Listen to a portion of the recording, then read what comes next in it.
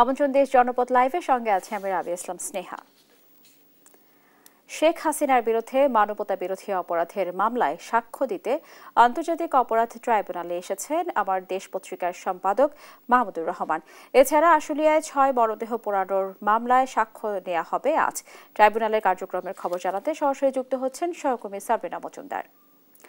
সাবরিনা, আপনি আমাদের জানাবেন শেখ হাসিনার বিরুদ্ধে সাক্ষ্য গ্রহণ শুরু হয়েছে কিনা, শুরু না হলে কখন শুরু হবে, সেই সাথে ট্রাইব্যুনালের আজকের কার্যক্রম সম্পর্কে বিস্তারিত যা তথ্য আছে সম্পূর্ণটা জানাবেন। স্নেহা, আজ যে শেখ হাসিনা সহ আসাদুজ্জামান খান কামাল এবং সাবেক আইজিপি চৌধুরী আব্দুল আল মামুনের যে মামলা চলছিল গেল বছরের জুলাই আগস্টের সময়, সেই মামলা সাক্ষ্য গ্রহণ ইতিমধ্যে কিন্তু আমরা দেখতে পাচ্ছি যে এইমাত্র ট্রাইব্যুনাল 1-এ এজলাসে আসলে যাচ্ছেন যে আজকের যে স্টার উইটনেস অর্থাৎ আমার দেশ পত্রিকার সম্পাদক এবং সাংবাদিক মাহমুদুর রহমান, এবং তিনি কিন্তু আজকে সাক্ষ্য দিবেন ট্রাইব্যুনাল 1-এ এবং শেখ হাসিনা সহ আসাদুজ্জামান খান কামাল এবং চৌধুরী আব্দুল আল মামুনের বিরুদ্ধে। এবং তিনি কিন্তু এখনই একটু পরেই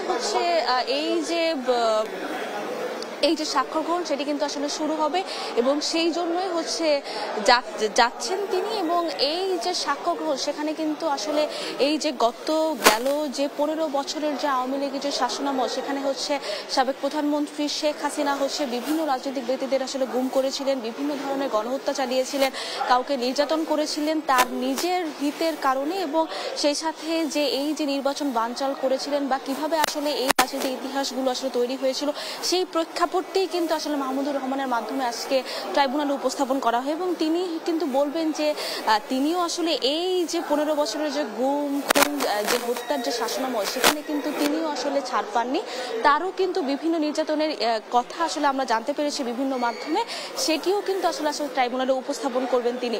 তো এখন পর্যন্ত যেহেতু তিনি এখনই এই মাত্র আমরা দেখতে পেলাম যে প্রসিকিউশনের সাথে কিন্তু তিনি এখনই ট্রাইব্যুনাল 1-এ আসলে এজলাসে চলে গেলেন এবং একটু পরেই কিন্তু প্রসিকিউশনের মাধ্যমে তার এই যে ট্রাইব্যুনালে তিনি তদন্ত সংস্থার কাছে যে জবানবন্দি দিয়েছেন, অর্থাৎ যে কথা আসলে প্রেক্ষাপট তিনি তুলে ধরেছেন সেই প্রেক্ষাপটটি আজকে এখানে তুলে ধরবেন। তুলে ধরার পর আসলে ট্রাইব্যুনাল নিযুক্ত যে শেখ হাসিনার আইনজীবী আছেন যে আমির হোসেন, তিনি মাহমুদুর রহমানকে আসলে জেরা করবেন এবং পরবর্তীতে আসলে এই যে জেরার মাধ্যমে আসলে তার সাক্ষ্য গ্রহণ শেষ হবে। আজকে নাহিদ ইসলাম অর্থাৎ এনসিপি আহ্বায়কও আসার কথা ছিল, তবে তিনি আজকে সাক্ষ্য দেবেন না বলে জানিয়েছেন আমাদেরকে প্রসিকিউশন।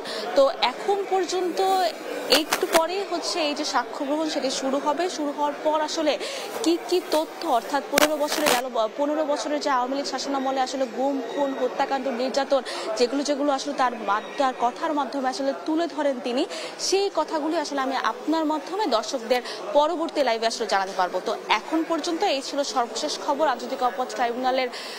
স্নেহা। সাবরিনা, আপনাকে ধন্যবাদ। পরবর্তী খবর জানার জন্য আমরা আবার আপনার সাথে যুক্ত হব। দর্শক, শেখ হাসিনার বিরুদ্ধে সাক্ষ্য গ্রহণ শুরু হচ্ছে আজ। ট্রাইব্যুনালের খবর জানাচ্ছিলেন আমাদের সহকর্মী।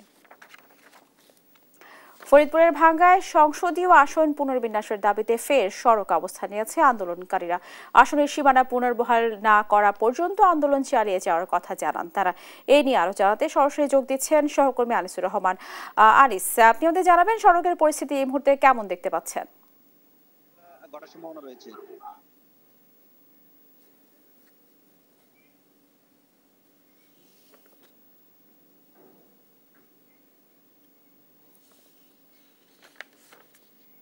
আমি এই মুহূর্তে রয়েছি ফরিদপুরের ভাঙ্গা গোল চত্বর এলাকায়। এটি ভাঙ্গা থেকে বরিশাল যে মহাসড়কটি রয়েছে এই মহাসড়কের উপর রয়েছি।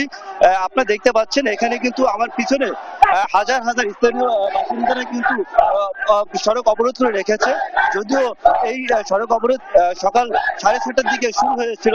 শুরু হওয়ার পরে কিন্তু প্রশাসন বিশেষ করে যৌথ বাহিনীর অভিযানে কিন্তু তারা অবরোধ উঠিয়ে নিয়েছিল।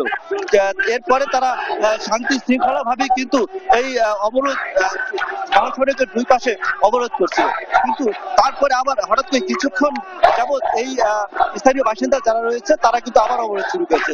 তাদের দাবি হচ্ছে এই ভাঙ্গা যে 4 আসনের ভাঙ্গা উপজেলার 2টি ইউনিয়ন আলগি এবং হামেদি, এই 2টি ইউনিয়ন যতক্ষণ না পর্যন্ত তাদের এই সংসদীয় আসন 4-এ পুনর্বহাল না হবে, অর্থাৎ সংসদীয় আসন 2-এর যে অন্তর্ভুক্ত করা হয়েছে সেটা যেন পুনরায় তাদের এই সংসদীয় আসন 4-এর জন্য বহাল করা হয়। আর তার স্লোগানেই কিন্তু তারা এই স্থানে অবরোধ করে রেখেছে।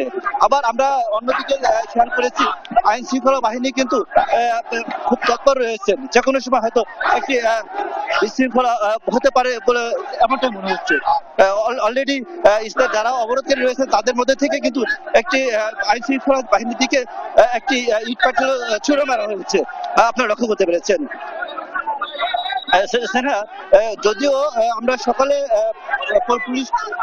পুলিশ সুপারের সাথে কথা বলেছি, তিনি আমাদেরকে যেমনটি জানিয়েছেন যে যদি এই অবরোধকারীরা অবরোধ শান্তিপূর্ণভাবে করে, অর্থাৎ যানবাহনগুলো যেটি এই যানবাহনগুলো স্বাভাবিকভাবে যাতায়াত করতে পারে, তাহলে কিন্তু তাদের পক্ষ থেকে আইন শৃঙ্খলা বাহিনীর পক্ষ থেকে কোনো ধরনের কোনো বা আইন শৃঙ্খলা বাহিনী থেকে কোনো অ্যাকশন হবে না। কিন্তু যদি তারা বিশৃঙ্খলা করে তাহলেই কিন্তু তারা অ্যাকশনে যাবেন, এমনটি তারা জানিয়েছেন।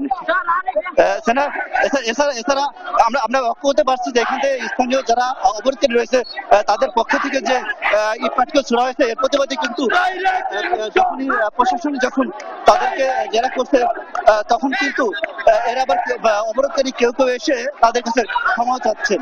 আবার অবরোধকারীরা সড়কে শুয়ে আছেন এবং বিদ্যুতের যে খুঁটি রয়েছে সেই খুঁটি কিন্তু ফেলে তারা অবরোধ করেছেন।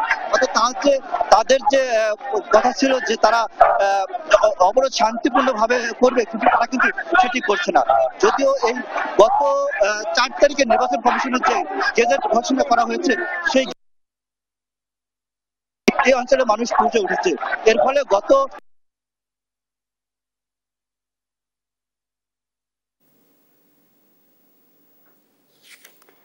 আনিসা, আপনাকে ধন্যবাদ। দর্শক, ফরিদপুরের সড়ক অবরোধের পরিস্থিতি জানাচ্ছিলেন আমাদের সহকর্মী।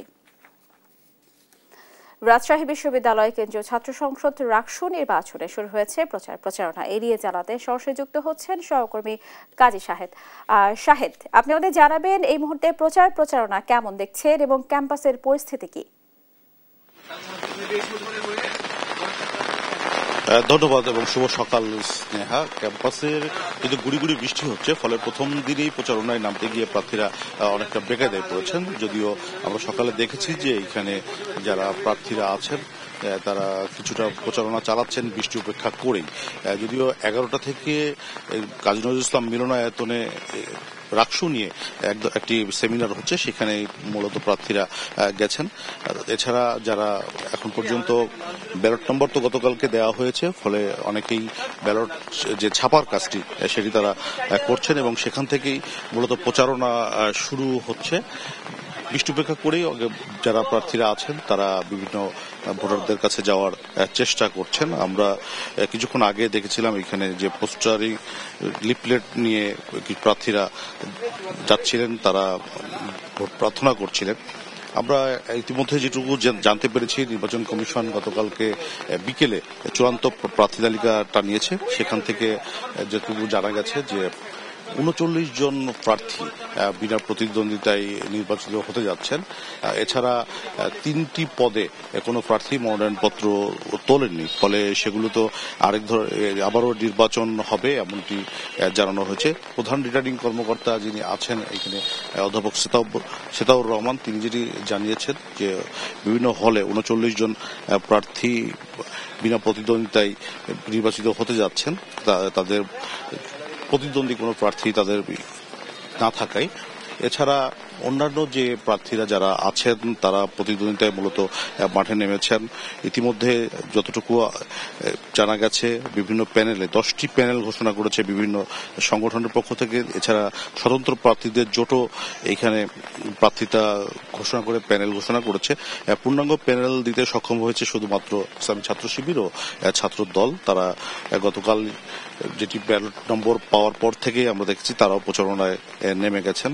এখানে রাকসুদের যেহেতু 23টি পদের বিপরীতে কেন্দ্রীয় ছাত্র সংসদে 23টি পদের বিপরীতে 247 জন প্রার্থী প্রতিদ্বন্দ্বিতা করছেন। এর মধ্যে ভিপি পদে 18 জন, জিএস পদে 13 জন এবং এজিএস পদে 16 জন প্রতিদ্বন্দ্বিতা করছেন।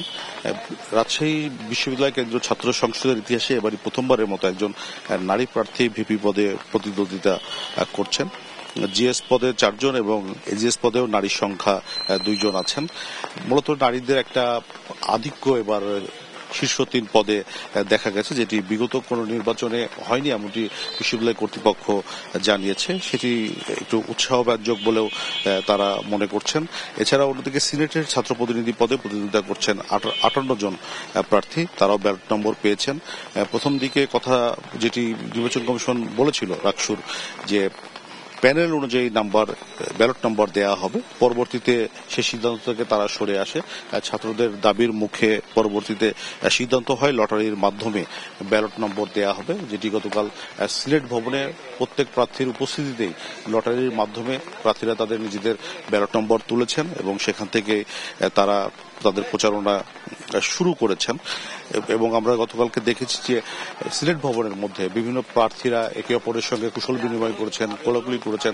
একটা উৎসব মুখর পরিবেশ যাতে রাকসু নির্বাচনটি হয় সেই জন্য কিন্তু সব প্রার্থীরাই মোটামুটি একটা আশ্বস্ত করেছেন তারা কোন রকম ঝামেলামুক্ত পরিবেশেই নির্বাচনটি যাতে হয় সে ধরনের কথা তারা বলেছেন।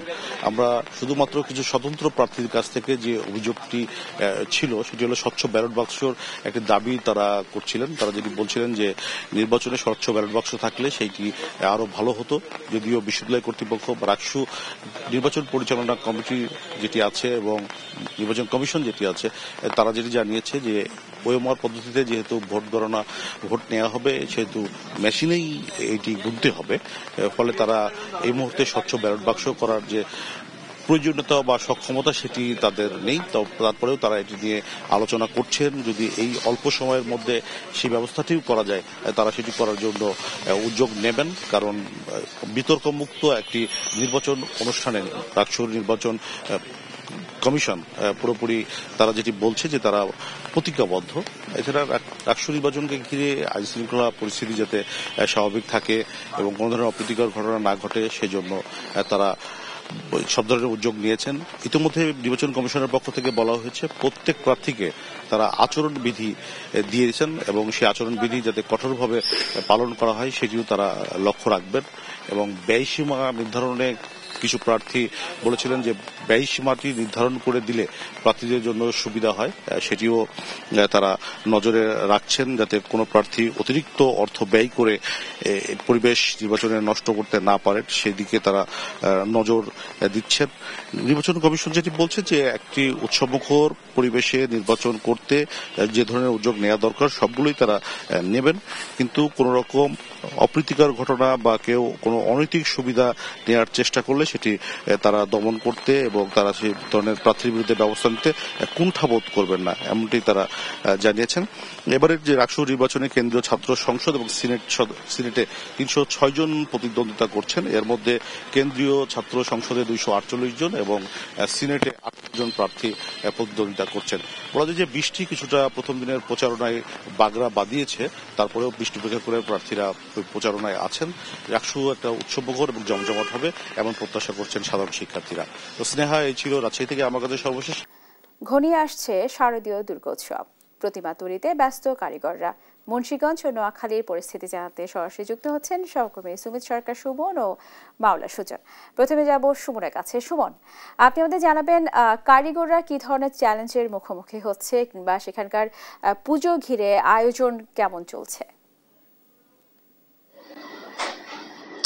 স্নেহা, ধন্যবাদ আপনাকে। আপনি যেমনটি বলছেন যে মুন্সিগঞ্জে কিন্তু এই বছরে কিন্তু হিন্দু ধর্মাবলম্বীদের যে সবচেয়ে বড় ধর্মীয় উৎসব দুর্গাপূজা সেটি ঘিরে কিন্তু এখানে যারা কারিগর রয়েছে তারা কিন্তু ব্যস্ত সময় পার করছে বলে আমরা এখানে সকাল থেকে এসে দেখেছি। তারা কিন্তু এখানে বলছে যে তারা যেই পরিমাণ এখানে শ্রম দেন সেই অনুযায়ী কিন্তু তারা আসলে তাদের বেতন পায় না বলে আমাদের এখানকার তারা অভিযোগ করেছেন। কিন্তু আমি একটি বিষয় জানিয়ে রাখি, মুন্সিগঞ্জে এই বছর 6টি উপজেলায় 358টি মণ্ডপে কিন্তু এই শারদীয় দুর্গাপূজা অনুষ্ঠিত হবে, সেটিকে প্রস্তুত করতে কিন্তু এখন এখানকার যে শিল্পী রয়েছে তারা কিন্তু রাত দিন কিন্তু আসলে তারা পরিশ্রম করছে। তারা কিন্তু সারাদিন কাজ করে এই প্রতিমাকে আসলে ফুটিয়ে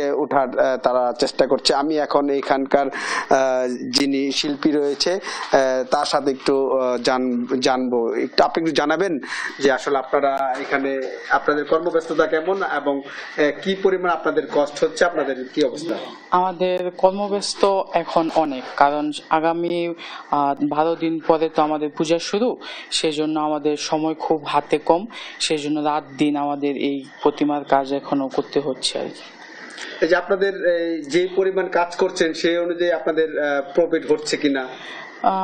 হচ্ছে, আবার তেমন হচ্ছে না, কারণ বর্তমানে তো আমাদের এই প্রতিমার যে আনুষঙ্গিক জিনিসপত্রের যে দাম, সেই দাম অনুযায়ী আমরা ওরকম ভাবে প্রতিমার মূল্যটা পাচ্ছি না।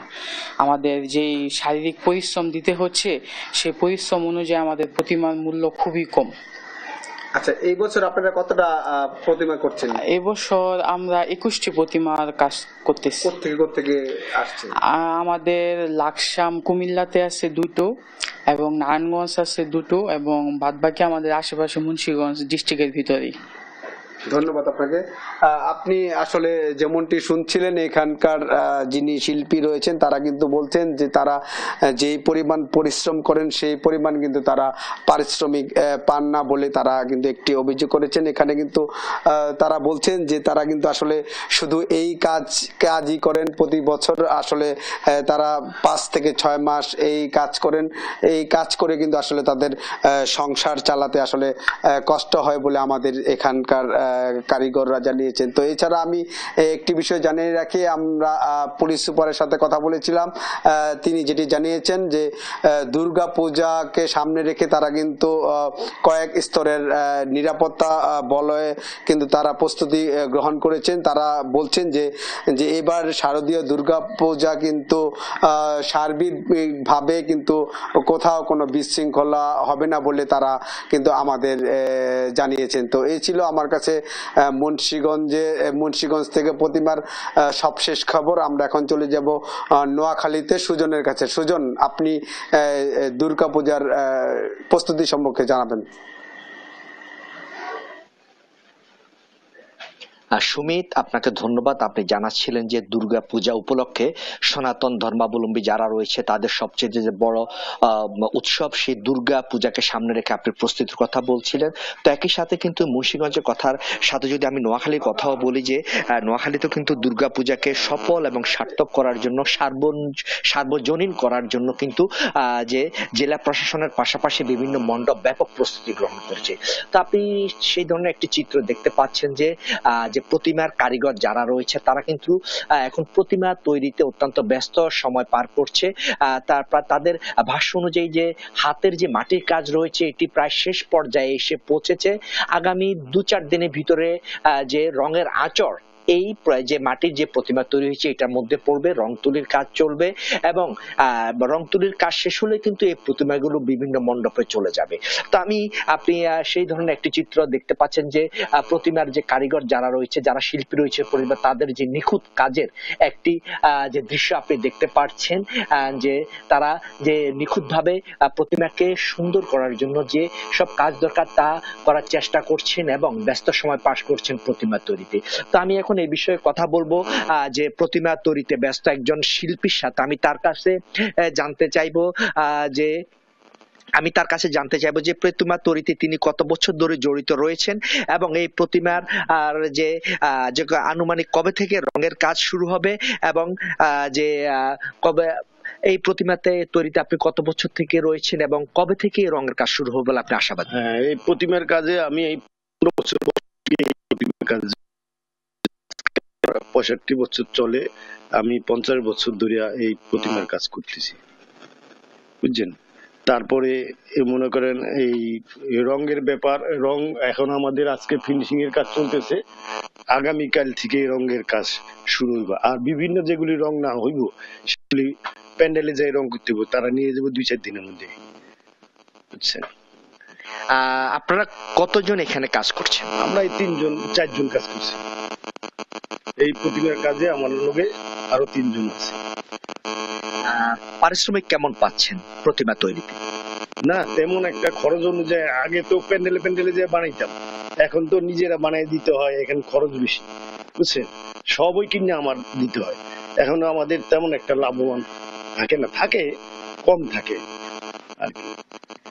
ধন্যবাদ আপনাকে। আসলে তিনি যেমনটি বলছিলেন যে প্রতিমা তৈরিতে যে তাদের যে খরচ, সেই খরচ এখন বেড়ে যাওয়া, কিন্তু তাদের তেমন একটা লাভবান হচ্ছে না তারা এই প্রতিমা তৈরিতে। তো এবার যে দুর্গা উৎসবে যে সনাতন ধর্মাবলম্বীরা বলছে যে তাদের যে দুর্গা প্রতিমা যিনি বা দুর্গা মা যিনি, তিনি আসবেন গজে এবং গমন করবেন দোলাতে। এ হচ্ছে নোয়াখালী থেকে আমার কাছে সর্বশেষ। স্নেহা। দিনাজপুরের বিরামপুর শহর ও লক্ষ্মীপুর পৌরসভায় বেহাল দশা বিভিন্ন সড়ক। এ নিয়ে আরো জানাতে যুক্ত হচ্ছেন সহকর্মী হারুনুর রশিদ ও সাইফুল ইসলাম স্বপন। প্রথমেই যাব হারুনের কাছে। হারুন, আপনি আমাদের জানাবেন সড়ক সংস্কারের কোনো পদক্ষেপ দেখছেন কিনা, কি বলছেন কর্তৃপক্ষ?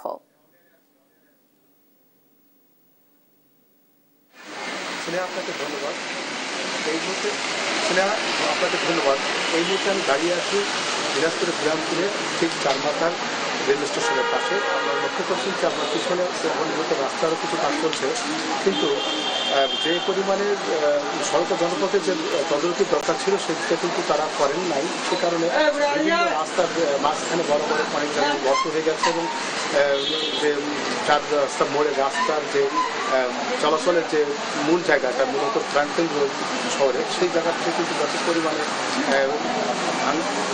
নষ্ট, এবং সেটা কিন্তু মেরামতের জন্য তারা অনেক রকম পদক্ষেপ নিয়েছে। দেখছেন আপনাদের হেডিং বম দিয়েছে এবং বিভিন্ন ইট বিছিয়ে দিয়েছে, কিন্তু তাতে করে যে মূল যে কাজটা সেটা কিন্তু হচ্ছে না। তো এখানকার স্থানীয় অনেকেই কিন্তু দাবি করছেন যে দ্রুত সময়ের মধ্যে যদি এই সরকার এটা গুরুত্ব দিয়ে এই রাস্তাগুলো মেরামত করে, তাহলে যে শহরের সাথে কানেক্টিভিটি, নবগঞ্জ, ঘোড়াঘাট এবং পরিবারের সাথে যে কানেকশন ফেরা করে সেই জায়গাগুলো থেকে যে লোকগুলো এখানে কেনাকাটা করতে এবং যে যানবাহনগুলো এখান থেকে দেশের বিভিন্ন প্রান্তে যায়, সেই যানবাহনগুলো কিন্তু যাতায়াতে সহজ হবে। তো এখন এই যেভাবে যে রাস্তাগুলো আছে তাতে করে অনেক ধরনেরই পথচারী সহ যারা বড় বড় যে প্রচুর বাসগুলো যায় সেগুলো কিন্তু ব্যাপক পরিমাণে ক্ষতিগ্রস্ত হচ্ছে, এবং এখানে অনেক সময় দাঁড়িয়ে থাকার কারণে জায়গাগুলো যানজটের সৃষ্টি হয়।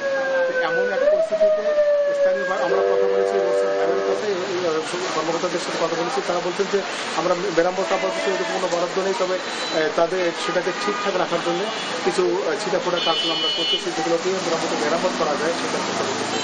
এই পর্যন্ত তারা সেটা করার চেষ্টা করতেছে, কিন্তু সেটা তো ফলের যে মূল কাজটা সেটা হচ্ছে না।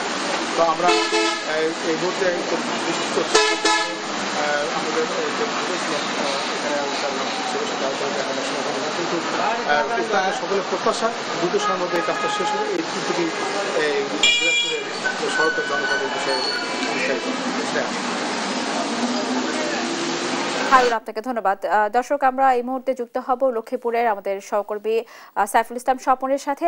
স্বপন, আপনি জানাবেন লক্ষ্মীপুরের পৌরসভা সড়কগুলোর কি পরিস্থিতি এবং এটি সংস্কারে কর্তৃপক্ষ কি কোনো পদক্ষেপ নিয়েছেন কিনা? স্নেহা, আপনি যেমনটি জানতে চাচ্ছেন যে লক্ষ্মীপুর পৌরসভার যে সড়কের কি অবস্থা রয়েছে। লক্ষ্মীপুর পৌরসভা একটি প্রথম শ্রেণীর পৌরসভা, এইটি 15টি ওয়ার্ড রয়েছে। 15টি ওয়ার্ডের মধ্যে যে বেশিরভাগ যে রাস্তা রয়েছে, রাস্তার অবস্থা খুবই নাজুক রয়েছে। এখানকার যে লক্ষ্মীপুর পৌরসভা প্রায় 300 থেকে 400 যে রাস্তা রয়েছে, রাস্তার মধ্যে 110টি রাস্তার খুবই বেহাল দশা রয়েছে। বিশেষ করে রাস্তাগুলোতে যান চলাচল করা সম্ভব হচ্ছে না। বিশেষ করে লক্ষ্মীপুর শহরের যে গুরুত্বপূর্ণ রাস্তা রয়েছে, লক্ষ্মীপুরের সামাদ মোড় থেকে আইওয়ালি ব্রিজের রাস্তা, আজিজা সড়ক রাস্তা সহ 10 নম্বর 12 নম্বর বিভিন্ন রাস্তা রয়েছে। এবং লক্ষ্মীপুর, আমরা এই মুহূর্তে রয়েছে লক্ষ্মীপুর যে সামাদ বোধের যে রাস্তাটি রয়েছে, এই রাস্তা দিয়ে লক্ষ্মীপুর সরকারি কলেজ, লক্ষ্মীপুর কলেজ স্কুল সহ পিটিআই সহ প্রায় 10 থেকে 12টি প্রাইমারি স্কুল রয়েছে। এই রাস্তায় বেহাল দশার কারণে যান চলাচল করতে পারত না। আমরা এই মুহূর্তে একজন পথচারীর সাথে কথা বলবো, তার কাছে জানতে চাবো যে লক্ষ্মীপুরের সড়কের যে বেহাল দশা, এই অবস্থা কেন বা আপনারা সেটা কিভাবে দেখছেন? দীর্ঘদিন থেকে এই রাস্তাটি কাজ করার পরিকল্পনা নিয়ে কাজ বন্ধ রেখে রাস্তাটা উল্টায় এখন মানুষের হাজার হাজার ছাত্রছাত্রী, একটা বিশ্ববিদ্যালয় কলেজের ছাত্রছাত্রীরা চলাচল করতে পারে না। পিটিআই এবং শিক্ষা অফিস, মাধ্যমিক শিক্ষা অফিস, প্রাইমারি শিক্ষা অফিস এবং একটা গুরুত্বপূর্ণ মডেল মসজিদ, হাউজিং, এর ভিতরে মুসল্লিরা আসতে পারে না। তাদের জামা কাপড়, ইস্ত্রি করা কাপড় নষ্ট হয়ে যায়, গায়ের চাকার বাড়ির লগে পানি ঢুকে। এবং একটা ড্রেন দরকার, এই পাশে ড্রেন না থাকার কারণে পানি জমা হয়ে থাকে। অনেকে প্রস্তাব দিয়েছে যে এখানে মাছ চাষ করা যাবে। এত খারাপ পরিণতি রাস্তার, মুসল্লিদের অত্যন্ত আসা যাওয়ার মাধ্যমে। ধন্যবাদ। এখানকার যে একজন পথচারী তিনি জানিয়েছেন যে লক্ষ্মীপুরের যে রাস্তাগুলো রয়েছে এই রাস্তাগুলো সংস্কার করা হচ্ছে না, পাশাপাশি এই সড়কগুলোর পাশে ড্রেন না থাকার কারণে অল্প বৃষ্টিতে পানি জমে যায়। আমরা এখানকার লক্ষ্মীপুরের যে পৌরসভা পৌর প্রশাসক রয়েছে মোহাম্মদ জসিমউদ্দিন, তার সাথে আমরা কথা বলেছি। তিনি আমাদের কাছে স্বীকার করেছেন যে লক্ষ্মীপুরে 110টি যে সড়ক রয়েছে গুরুত্বপূর্ণ, সবগুলি বেহাল দশার কারণে পৌরসভার নাগরিকদের সমস্যা হচ্ছে। তিনি আমাদেরকে জানিয়েছেন যে এই রাস্তাগুলো সংস্কার। স্বপন, আপনাকে ধন্যবাদ। দর্শক, লক্ষ্মীপুর থেকে যুক্ত ছিলেন আমাদের সহকর্মী। ঝালকাঠির রাজাপুর উপজেলা নির্বাহী ও সহকারী কর্মকর্তা না থাকায় ভোগান্তিতে পড়েছে সাধারণ মানুষ। এ নিয়ে বিস্তারিত জানাতে যুক্ত হচ্ছেন সহকর্মী নাইম হোসেন ইমন।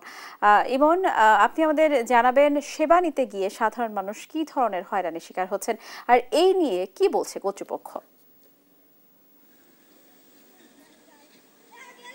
জি, ধন্যবাদ স্নেহা। ঝালকাঠির রাজাপুর উপজেলার নির্বাহী কর্মকর্তা না থাকায় এই রাজাপুর উপজেলার 6টি ইউনিয়নের যে জন্ম সনদের যে কাজগুলো রয়েছে সেগুলো বন্ধ রয়েছে। এছাড়া রাজাপুর উপজেলা যে সহকারী কমিশনার ভূমি, তিনিও দীর্ঘদিন যাবত নেই। এই রাজাপুর উপজেলা নির্বাহী কর্মকর্তা গত মাসের 21 তারিখ উনি চলে যায় এখান থেকে। এরপর থেকে এখানে আর কোন উপজেলা নির্বাহী অফিসার নেই, তবে অতিরিক্ত একজনকে দায়িত্ব দেওয়া হয়। রাজাপুরের পার্শ্ববর্তী উপজেলা কাঠালী উপজেলার যে নির্বাহী কর্মকর্তা রয়েছেন জহিরুল ইসলাম, তাকে অতিরিক্ত দায়িত্ব দেওয়া হয়েছে এই রাজাপুর উপজেলাকে। কিন্তু রাজাপুর উপজেলা অতিরিক্ত দায়িত্ব দেওয়া হলেও তিনি ঠিক মতন অফিস না করায় এই যে সাধারণ মানুষের যে সেবাগুলো থেকে বঞ্চিত হচ্ছে। যেমন রাজাপুর উপজেলা যে ভূমি অফিসের যে নামজারি রয়েছে এবং নির্বাহী অফিসার কার্যালয় যে গণশুনানি রয়েছে সেগুলো দীর্ঘদিন যাবৎ বন্ধ রয়েছে। এছাড়া রাজাপুর উপজেলা যে 6টি ইউনিয়নের যে জন্ম সনদের যেসব কাজগুলো রয়েছে সেগুলো বন্ধ রয়েছে। এছাড়া রাজাপুর উপজেলাতে সাধারণ মানুষ যে সাধারণ যে সেবাটা পাচ্ছে সেই সেবাটা পাচ্ছে না এই উপজেলা নির্বাহী কর্মকর্তা না থাকায়। তো আমরা এ বিষয়ে কথা বলেছিলাম ঝালকাঠি জেলা প্রশাসক মহোদয়ের সঙ্গে।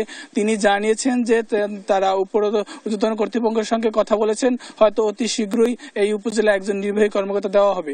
তবে এই উপজেলায় সাধারণ মানুষ জানিয়েছেন যে উপজেলা নির্বাহী কর্মকর্তা যে নিয়ে অতিরিক্ত দায়িত্ব দেওয়া হয়েছে তিনি যদি ঠিক মতন এই অফিস করে তাহলে সাধারণ মানুষ হয়তো সেবা থেকে বঞ্চিত হবে না, তারা ঠিক মতন তারা সেবা পাবে। তবে তাকে অতিরিক্ত দায়িত্ব দেওয়া হয়েছে, তিনি হয়তো অন্তত যদি 2টা দিন এই সপ্তাহে যদি 2টা দিন যদি রাজাপুর উপজেলায় ঠিক মতন উনি যদি এখানে ডিউটি পালন করত তাহলে এখানে যারা রাজাপুর উপজেলাতে বাসিন্দা রয়েছে তারা এখানে এসে তাদের কাছ থেকে যে সকল সেবা রয়েছে তারা পেত। এবং এই যে ইউনিয়ন পরিষদগুলো যে জন্মসনদগুলো রয়েছে সেই জন্মসনদে যে আইডির পাসওয়ার্ডটি থাকে উপজেলা নির্বাহী কর্মকর্তার কাছে। তো নির্বাহী কর্মকর্তা দীর্ঘদিন না থাকায় যে ইউনিয়ন পরিষদগুলো যে ইউনিয়ন পরিষদের যে জন্মসনদ যেগুলো রয়েছে সেগুলো তারা ওখান থেকে অনলাইনে আবেদন করতে পারছে, কিন্তু এখান থেকে যে আইডি পাসওয়ার্ডটি উপজেলা নির্বাহী কর্মকর্তার কাছে থাকায় তিনি অ্যাকসেপ্ট না করায় তারা জন্মসনদটি ঠিক মতো নিতে পারছে না। তো সাধারণ মানুষ এক কথায় এই রাজাপুর উপজেলা নির্বাহী কর্মকর্তা এবং সহকারী কমিশনার ভূমি না থাকায় এই দুজন কমিশনার না থাকায় এই রাজাপুর উপজেলার সাধারণ মানুষ সকল সুবিধা থেকে বঞ্চিত হচ্ছে। এই ছিল আমার কাছ থেকে ঝালকাঠির রাজাপুর উপজেলার সর্বশেষ খবর। ঢাকা চট্টগ্রাম মহাসড়কে যানজট কমাতে 6 লেন ফ্লাইওভার নির্মাণ হলেও কমেনি ফেনীবাসীর দুর্ভোগ। এ নিয়ে আরো জানাতে সরাসরি যুক্ত হচ্ছেন সহকর্মী তোফায়েল আহমদ নিলয়। আপনি আমাদের জানাবেন যানজটের কারণে শহরমুখী মানুষ কি ধরনের সমস্যায় পড়ছেন? হ্যাঁ, ধন্যবাদ আপনাকে। আসলে আমরা দেখেছিলাম যে ফেনী ঢাকা চট্টগ্রাম মহাসড়কের যে নাভি হিসেবে পরিচিত ফেনী, এই ফেনীর মহিপালে যানজট নিরসনের জন্য দেশের সর্বপ্রথম 6 লেন ফ্লাইওভার এখানে নির্মাণ করা হয়। কিন্তু এই 6 লেন নির্মাণ করা হলেও কিন্তু ফেনীবাসীর যে দুর্ভোগ সেটি কিন্তু এখনও রয়ে গেছে। শুধুমাত্র এই 6 লেনের সুফল ভোগ করছে ঢাকা চট্টগ্রাম গামী যে সকল পরিবহন এবং কি পরিবহন চালক শ্রমিকরা রয়েছে, শুধু তারাই ভোগ করতে পারছে, কিন্তু ফেনীবাসী কিন্তু সেটি সুফল ভোগ করতে পারছে না। আমার পিছনে দেখতে পাচ্ছেন যে বাস কাউন্টারগুলো রয়েছে, এই মহিপালের অংশে অনেকগুলো বাস কাউন্টার রয়েছে যেগুলো ঢাকাগামী এবং কি চট্টগ্রামগামী। এসব বাস কাউন্টারগুলো যত্রতত্র থাকার ফলে কিন্তু ফেনী শহরের এই মূল গুরুত্বপূর্ণ মহিপালের এই প্রাণকেন্দ্রে কিন্তু আমরা দেখেছিলাম যে সবসময় যানজট লেগে থাকে। এছাড়া আমরা দেখেছিলাম যে চট্টগ্রামের যাওয়ার যে পথ, সেই পথে কিন্তু দেশের বিভিন্ন যে পরিবহনগুলো রয়েছে বাস কাউন্টারগুলো থাকার ফলে কিন্তু সেখানে যানজট দীর্ঘ থেকে দীর্ঘ আকার ধারণ করে। আমরা এখানকার মানুষের যে প্রাণের দাবি ছিল, দীর্ঘদিন ধরে যে মানুষের দ্বারা দাবি তুলে আসছিলেন যে এখানে যে বাস টার্মিনালগুলো রয়েছে, এখানে যে বাস কাউন্টারগুলো রয়েছে, এই বাস কাউন্টারগুলোকে আসলে এই মহিপাল চত্বর থেকে অন্য কোথাও অন্যত্র সরিয়ে নিলে এই যে মহিপালে, বিশেষ করে এই মহিপালে নোয়াখালী থেকে আগত যে সকল মানুষগুলো রয়েছে তারা ফেনী শহর বা ঢাকা চট্টগ্রামের বিভিন্ন পথে যাতায়াত করে, এইসব মানুষগুলো কিন্তু দীর্ঘ যানজটে পড়ে। তারা দীর্ঘদিন ধরে দাবি তুলে আসছে যে এই বাস কাউন্টারগুলো যদি এই মহাসড়কের অন্যত্র জায়গায় সরিয়ে দেওয়া হয় তাহলে এই জিরো পয়েন্টটি অর্থাৎ মহিপাল চত্বরটি কিন্তু অনেকটাই যানজট মুক্ত থাকে এবং কি স্বাভাবিকভাবে মানুষ চলাফেরা করতে পারবে বলে কিন্তু মানুষ দীর্ঘদিন ধরে কিন্তু তারা অভিযোগ জানিয়ে আসছেন। তারই পরিপ্রেক্ষিতে আমরা দেখেছিলাম যে এখানকার স্থানীয় প্রশাসন রয়েছে, অর্থাৎ জেলা প্রশাসক, তিনি কিন্তু একাধিকবার এইসব বাস টার্মিনালের যে সকল মালিকরা রয়েছে অর্থাৎ তাদের সাথে কিন্তু তারা বারবার কথা বলেছিলেন। এক পর্যায়ে কিন্তু আমরা দেখেছিলাম যে এইখান থেকে বাস টার্মিনালগুলো সরানোর একটা গত বছরই সেটি সরানোর একটা উদ্যোগ গ্রহণ করা হয়েছিল, কিন্তু অদৃশ্য শক্তির কারণে কিন্তু সেই বাস টার্মিনালগুলো এখনো এখানে কিন্তু রয়ে গেছে। এখান থেকে কিন্তু সরানোর যে কথা সেটি কিন্তু বাস্তবায়ন করতে পারেনি জেলা প্রশাসক। তবে এখানকার আইন শৃঙ্খলা রক্ষাকারী বাহিনীর পক্ষ থেকে আমরা জানতে পেরেছিলাম যে আসলে মহিপালের যানজটের মূল কারণ হচ্ছে এসব বাসগুলো, যেগুলো আসলে আমরা দেখেছিলাম যে ফেনী থেকে যে স্টারলাইন পরিবহন রয়েছে, সেই স্টারলাইন পরিবহনগুলো আসলে তাদের মূল কাউন্টারটি শহরের ভিতরে থাকার ফলে